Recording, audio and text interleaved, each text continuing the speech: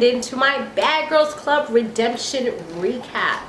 Guys, be sure to subscribe if you have not yet done so. You probably are not subscribed because it's a brand new channel, so please be sure to subscribe and also share this video wherever you like to share videos.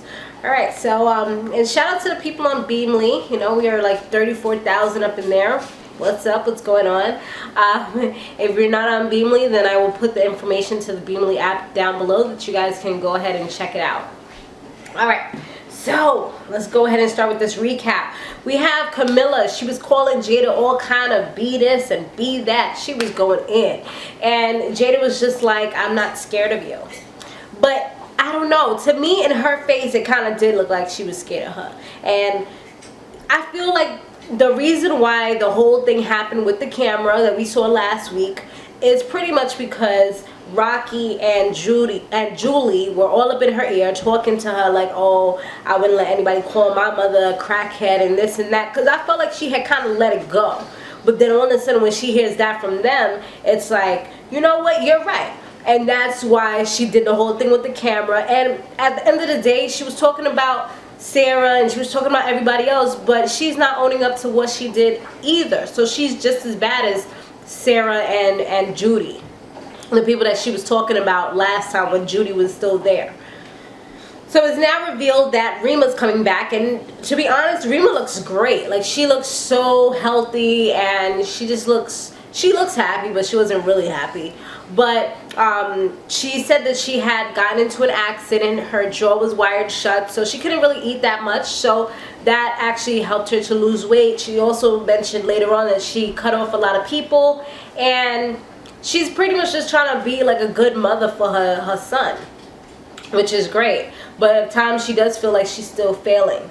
Sarah, she's trying to wear like this little itty bitty bikini to family day. And it's like, girl, what are you doing? And Camilla and Danny was just like, no, you're not wearing that. But in the end, she ends up wearing it anyway. So I'm like, what was the sense of them even saying anything? Jada, she's,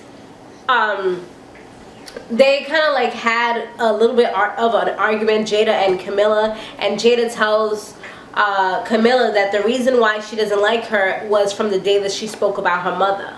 And Camilla was just like, oh, whatever, isn't your mother coming? Your mother's a crackhead, right? Oh, maybe I should, I don't know, it just got super bright. She was like, oh, maybe I should tell your mother that you're a thief. And she was like, crackheads are thieves, right? Crackheads are thieves. I was just like, oh man, these people, they are really doing it to each other. They're like, I feel like Camilla, she knows what it is that really bothers Jada, so that's the reason why she keeps on bringing up the whole crackhead thing, because she knows what it is that can like kind of jab her real quick. Julie and Rima, they're catching up because they were actually in the same season, and at first they didn't like each other, but they ended up getting along towards the end. So they have like a little bit of a little bond, a little connection. They end up like talking the most in this particular episode. I don't know if that's going to change, but right now they're like they're pretty close, especially since Julie doesn't have Danny anymore. So they go to a party or whatever like they normally do, party every time. Every episode is a club scene, and Camilla was straight mean grilling Jada, like, you know, like she was mad at her. She was giving her that ice grill, and Jada, she looked like she's like worried that something's going to happen or whatever, and Julie just gives her a little pep talk, and I'm just like, Julie, please, girl, bye. So there was another scene where they showed, oh, I think it was inside the car, if I remember correctly, inside like the little truck thing that they had, the little van. Camilla threw water at Jada, and Jada tried to pull a Judy real quick and was like, oh, water, I love water. I was like, girl, that's already been done, that's already been said. Miss Pisces, Judy Crazy was the one that already said that like 2 episodes ago, so what are you doing? Yeah, so then Camilla, I guess she's like, you know, that's not enough, she's liking this, so she starts talking about the crackhead mother again, and that kind of gets her upset. And then she starts like trying to come at her or whatever, but the security guards was on deck. They was ready. They was sitting right there. So Jada's trying to like jump over to try to get to her, but then she's like, what? Throw a shoe, throw a shoe. She literally throws a shoe, and this is Jada I'm talking about. Jada throws a shoe and it catches Danny right here in the brow. So she gets like a little cut right there. Luckily it wasn't nothing too serious, but it could have been worse. Like it could have caught somebody's eye. There's a lot of different things, and that at the end of the day, that can be considered a weapon because it's something else that's not your hands, and it's a sharp object.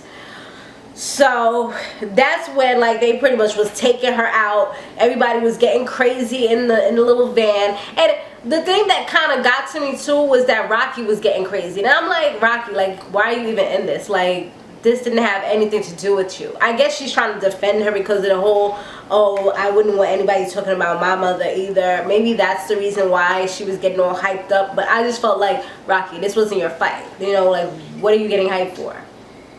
You just want to be in something. And don't get me wrong, I like me some Rocky, but I didn't see the reason.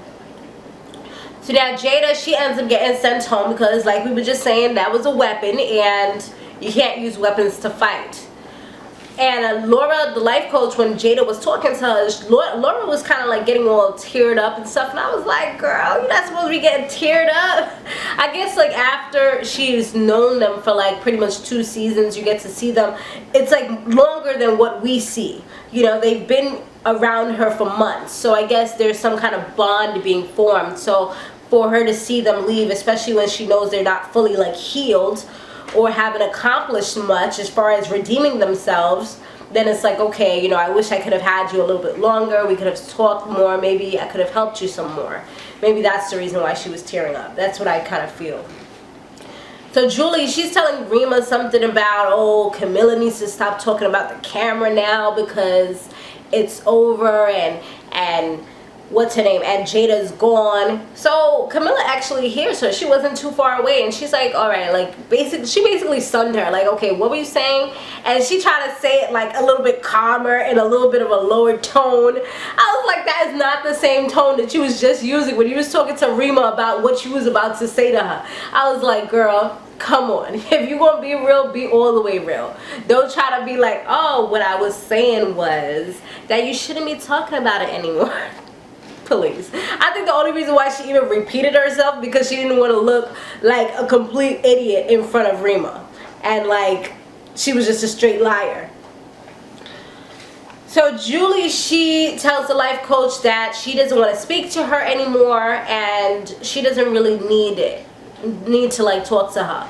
I feel like she's just trying to like pretty much run away from her problems. She doesn't really want to talk about it because it leaves her kind of vulnerable at the end of the day. And Laura is just like, well, if you don't want to come, you're not required, so you don't have to come. And I'm like, well, if she's not going to be coming, then what is the purpose of her being there? Because that means she's not trying to work on herself. How is she going to redeem herself at all if she's not doing anything to redeem herself or doing it? I mean, hardly any of them are redeeming themselves from what I see. It's just for entertainment purposes from what I'm seeing. But yeah, like, how is she going to be able to do that? So I'm like, send her home if that's the case.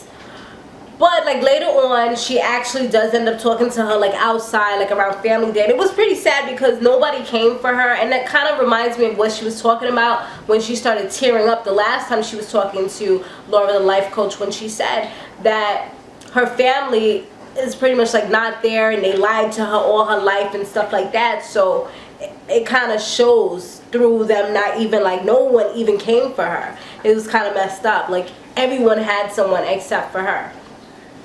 Sarah's dad, he is like a super duper party animal. He was turned up to the max. He was like the turn up king. He really was. He was drinking beers. He was flirting with everybody. He was kissing Rocky.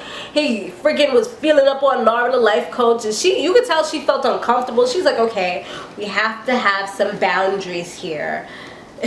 Your space, my space. So she was like, you know, basically like, yo, don't be touching me. Like, I don't know what you're doing or what you think you're doing, but don't bring that over here. And then like she ends up telling them that she's excited to talk to all of them, but then she kind of like walks away like, okay, no. So Sarah, the thing that was kind of annoying to me with Sarah is like, I feel like she's starving for attention sometimes. Like the outfit that she wore, even though it was like, okay, all these fathers are there, they're there with their wives and stuff, why are you prancing around in that outfit? And then second of all, another thing that was kind of messed up is that she's giving them her booty calendar.